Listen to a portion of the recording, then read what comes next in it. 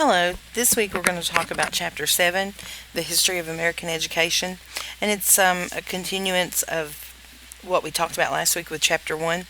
In colonial times, mostly the boys were educated, not the females, and they were educated for religious purposes. They were taught the alphabet and taught how to read and write and do arithmetic, and it was all for the basis and the purpose of being able to read the Bible. The boys were taught trades. They often were apprentices and would go out and work for other people and maybe working on farms or working in a printer shop or doing things like that. And the girls um, would be sent back home to learn how to sew and cook and clean, and they were focused more on housekeeping. So they didn't get a whole lot of education that the boys did.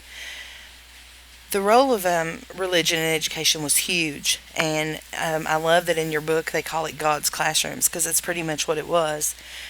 The students would come to school, they would learn all about the Bible, and the schools were set up to save their souls. That's what the whole purpose of education was to have them so rooted and grounded in religion that when they were adults they would go the right way. Dames, it talks in here about dame schools. Dame schools was where the children would go to the women in the town or the village and be taught things like reading and writing and math, and eventually they started doing this for fees, so they got a little bit of money to do that. And then that was when they were really young. And when they were about 7, the boys would go and live with masters. And pretty much it was sort of like a foster care system type deal, where the kids would go and live with another family, and that family would act as their parents or their guardians for the time period that they lived there, and then they would learn a trade while they were there.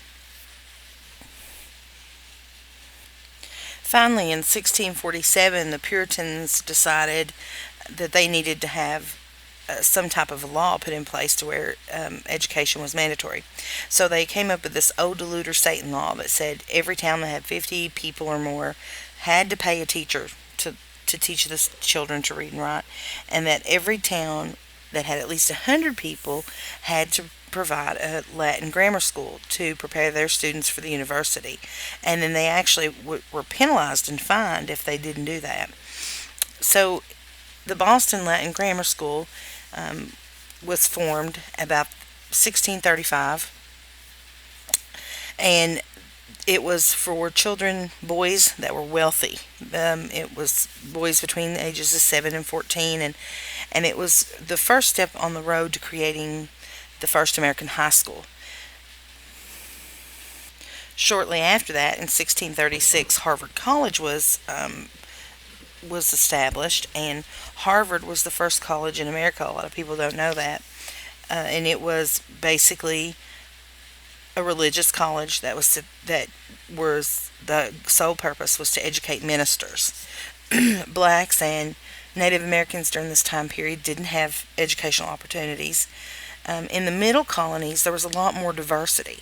You know, they had a variety of people, not just Puritans, but also Catholics and Mennonites, Dutch, Swedes. So they had a lot more diversity. So there they had some private schools because each one of those different cultures wanted their children educated in their culture. So they had a lot more diversity there. And then it talks about, your chapter talks about St. Augustine, Florida, being the first city in the United States, in North America, and the fact that it was run by the Spanish, so there were Spanish schools set up there. And in your textbook on page 240 at the top, I'm going to read these points to you. Education has come a long way from colonial days and from Christopher Lamb's class, or has it? Consider the following.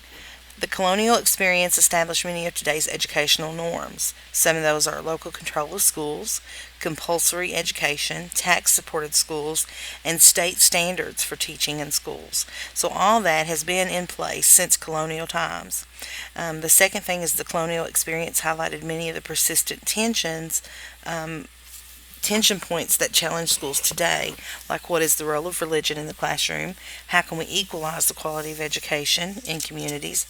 How can the barriers of racism, sexism, religious intolerance, and classism be eliminated so that all children receive equal educational opportunities? And how can we prepare the most competent teachers? So, all of those questions we have continually been working on trying to find the answers to those since the colonial days. Thomas Jefferson, who was our third president, during the 1700s, he had a large part in the educational system. He maintained that education should be more widely available to white children from all economic and social classes. Now, we all know the story of Thomas Jefferson and the fact that he actually had children um, by slaves. So we know that he had slaves, but we also know that he was partial to them, meaning that he didn't treat them bad. He oftentimes freed his slaves. So I think it's very interesting to see that while he's not at the point in the 1700s of saying we need to educate our black children, he does stand up for all white children, no matter what economic class they're in. He wanted free education for kids. And then in 1749, Benjamin Franklin wanted to have schools that were created that would educate all children, just like Thomas Jefferson, but that they would be free of religious influence. So he started these academies. And the Franklin Academy um, was considered the most important secondary school in America at one point. Jefferson's commitment to educating all whites and Franklin's commitment to a practical program of non-sectarian study offering elective courses served as American educational thought from its European roots. So those two men were instrumental in setting up what we know today as free and public education for all students. The next man we have to talk about is Horace Mann. And if you'll remember from last week, I mentioned him to you and said that he's very important. Horace Mann became the nation's leading advocate for the establishment of the common school that we know today as public elementary school. What he did was he became, in Massachusetts, he became the secretary, which today is what we would consider a superintendent. And he believed that public education should serve both practical and idealistic goals. And what we mean by that is that we should educate children not only to be academic, but to include athletics, to include our agricultural programs, to include industry skills, whether it be home economics, or it be the having a greenhouse, or computer education programs, that kind of thing. People fought him on this concept because they were worried. Back in those days, the children did a lot of work on the farms. So you were taking child labor, you were taking those laborers out of the home and out of the farm environment and putting them in a schoolhouse all day. So a lot of families didn't know how they were going to still run their farms without that help. Also, in order to have public education, they had to set up some types of a tax base. And so families not only were sending their kids to school, but they were having to pay taxes to keep the schools up. And all the private schools, with the movement of public schools, the private schools lost people because public schools were free to people. And those who couldn't afford to go to private schools, or even those who could but barely, would send their kids to public school. He also worked to prepare teachers better. He wanted teachers to be more prepared in what to teach and to specialize in certain areas. He wanted them to have newer teaching methods so that the classroom instruction was more effective. And he did not want kids to be punished with corporal punishment. The Puritans talked about putting the rod to the child. Students were often spanked in school if they got things wrong, and he didn't agree with that kind of thing. He wanted us as teachers to use positive reinforcements to motivate students to learn. He also worked to end slavery, and he wanted women to have economic and educational rights. And he also worked to try to limit the negative impact of alcohol. And then there's, I'm going to leave you to read about all the different um, the groups like the Native Americans. It talks about your textbook talks about the Native Americans and how they were moved to reservations and um, how little they were educated. Um, and then on page 245, it goes on to talk about gender barriers in teaching. And I thought this was a very interesting part of your textbook. It was just interesting to me. It talks about the fact that at one time in the beginning, most of the teachers were male. And then all of a sudden, more and more schools opened and they needed more people. Like we talked about earlier, teaching was not something that would get you rich. So these people they finally ended up having to hire women to teach. So the women would come in and they would start teaching, and then all of a sudden they were concerned that the boys were being feminized by these female teachers, and they didn't want the female teachers to be married. We talked about that also. Um, they wanted them to be dedicated to the school system.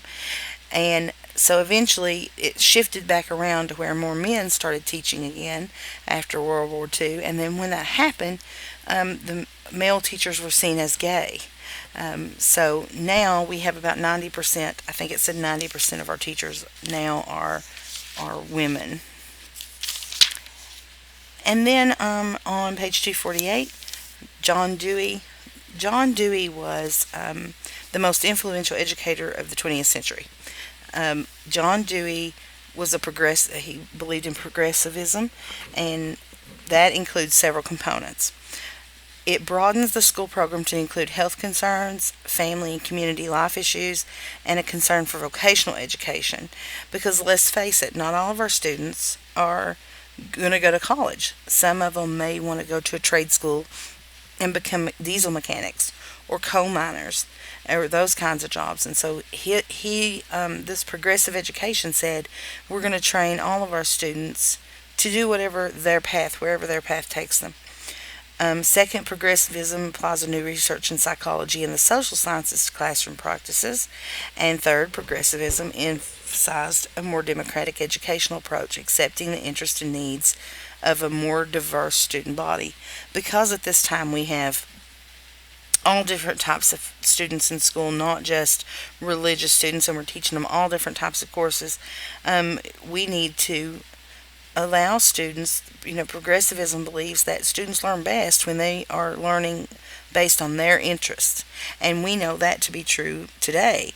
If you ask them to write a report on, tearing down the rainforest, they're not as interested in that as, something like how to beat a cheat code in Call of Duty. So they, if they're writing about something they're interested in or they're learning about something they're interested in, then they're going to learn to a deeper degree. The role of the teacher in progressivism is to allow students to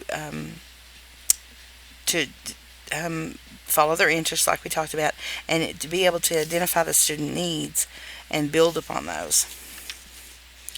In the 30s, they had something called an 8-year study where they looked at progressive education, and this was what the results was. They earned a slightly higher grade point average. They earned higher grades in all fields except for foreign languages. They tended to specialize in the same fields as more traditional students. They received slightly more academic honors. They were judged to be more objective and more precise thinkers, and they were judged to possess a higher intellectual curiosity and greater drive. So I'm going to let you read the rest of the chapter on your own. The part from 253 over to 256 about the Black Americans and the struggle for a chance to learn. You definitely need to be familiar with Plessy versus Ferguson and Brown versus the Board of Education of Topeka. It's a very interesting story, but one we probably all know. About how blacks came to be educated in this country. So I'm going to leave the rest of the chapter to you to look at and learn about. And next week we will talk about chapter 8 and the philosophy of education and you can start thinking about what your own philosophy is. In the meantime, if you have any questions, please let me know. I'll be happy to answer those. And have a good week.